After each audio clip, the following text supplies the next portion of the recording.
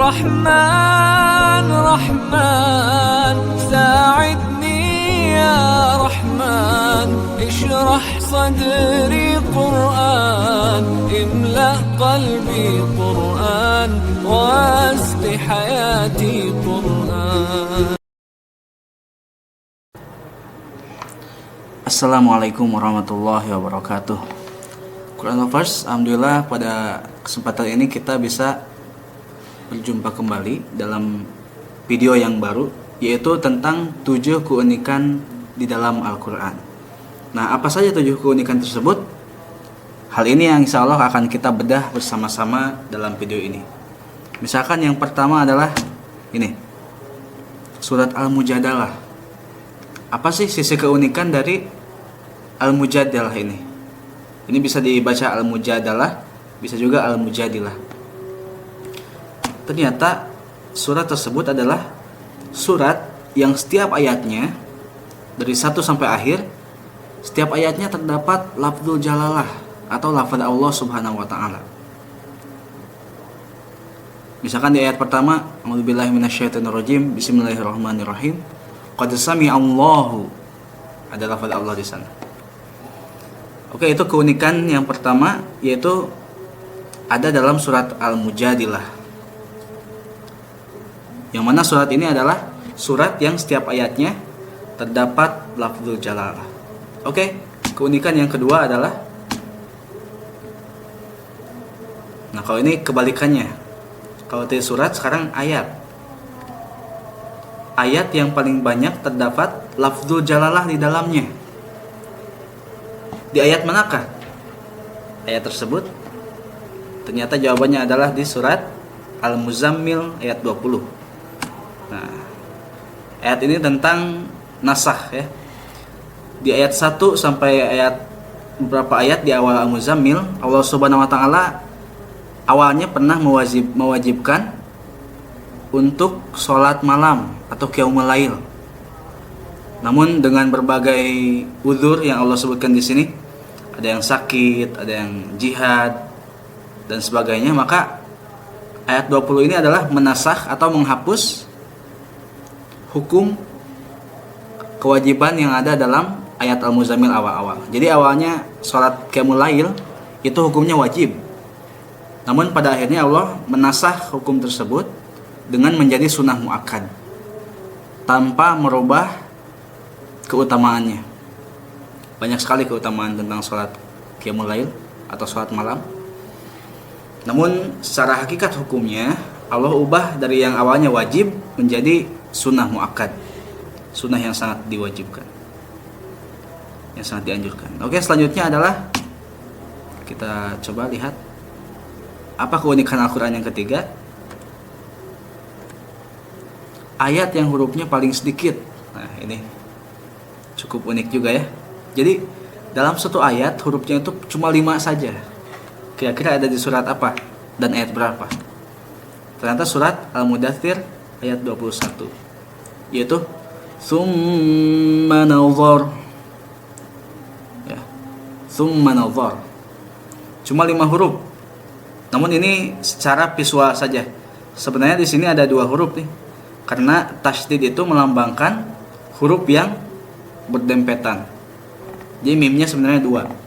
Namun yang dibahas di sini adalah ayat yang hurufnya paling sedikit secara penglihatan. Nah, ini kecuali ayat-ayat yang memang muqatta'ah itu seperti Nun, Yasin dan sebagainya.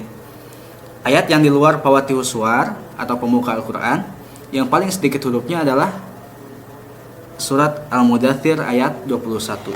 Oke, itu keunikan yang ketiga. Selanjutnya adalah yang sebaliknya, yaitu ayat yang hurufnya paling banyak. Nah, ini mungkin sudah bisa ketebak sebelumnya, yaitu tentu saja ayat yang paling panjang. Yang kalau dalam Al-Quran itu 1 halaman penuh, yaitu ada dalam surat Al-Baqarah ayat 282. Tuh, panjang sekali kan? Ini ayat ini menjelaskan tentang hutang. Nah, ini juga sekaligus menguatkan bahwa perkara hutang adalah perkara yang sangat rumit. Makanya Allah mau memfirmankan dengan sepanjang ini. Ya. Ada faedah tersebut. Sampai Rasulullah menunda mensolatkan jenazah orang yang masih punya hutang kepada saudaranya. Oke, itu keunikan yang keempat. Sekarang keunikan yang kelima. Nih, ini sudah ada kisi-kisinya. Kira-kira apa keunikan di surat Asy-Syams?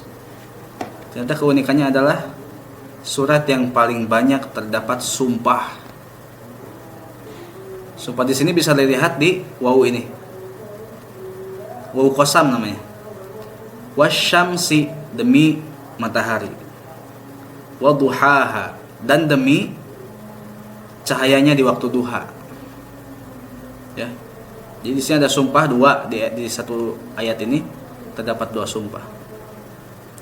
Nah, jika dijumlahkan nanti sampai sini sampai ayat 10 itu terdapat 11 sumpah. Makanya kata para ulama ini adalah surat yang paling banyak terdapat sumpah di dalamnya. Nah, tentu saja sumpah yang banyak ini adalah menekankan tentang betapa pentingnya apa yang disumpahi, yaitu qad aflaha man zakkaha. Betapa beruntungnya orang-orang yang selalu berusaha mensucikan dirinya, selalu berusaha mengintrospeksi, selalu berusaha muhasabah untuk menjadi lebih baik di hari yang akan mendatang. Itu keunikan yang kelima. Sekarang keunikan selanjutnya, yaitu nama sahabat yang terdapat di dalam Al-Quran. Nah, ini sudah ada disebut di sini. Jadi satu-satunya sahabat yang namanya ada dalam Al-Quran itu adalah anak angkatnya Rasulullah SAW, yaitu Zaid bin Harithah radhiyallahu anhu. Ini terdapat dalam surat Al-Ahzab ayat 37. Di sini ada falamma qadha Zaidun. Nah, Zaid ini yang dimaksud adalah Zaid bin Harithah radhiyallahu anhu. Bagaimanakah isi tafsirnya? Silakan dibaca sendiri di rumah. Oke, selanjutnya adalah jumlah ayat dalam Al-Quran. Nah, ini kalau dulu kita ketika SD itu biasanya 6666. Sangat mungkin yang bikin pertama kalinya niatnya supaya gampang dihafal ya. Tapi ternyata setelah ditelisik lagi, setelah diteliti lagi, jumlahnya kurang dari itu. Nih, di riwayat Hafs berjumlah 6.236 ayat. Di riwayat Ad-Duri dari Imam Akisai 6.262.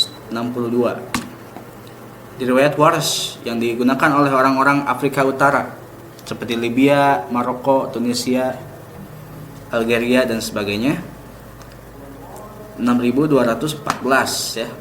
Jadi tergantung juga, nggak bisa mutlak.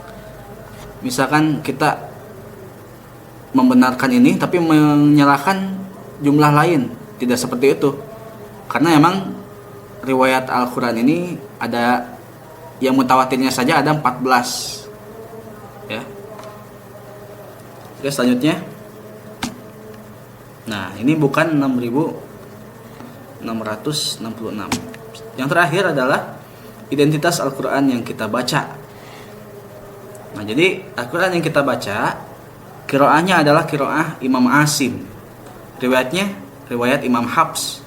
Dan thariqahnya, jalurnya adalah jalur Asy-Syatibiyah. Oke, mungkin demikian yang dapat kita kaji pada video ini. Mudah-mudahan bermanfaat. Wassalamualaikum warahmatullahi wabarakatuh.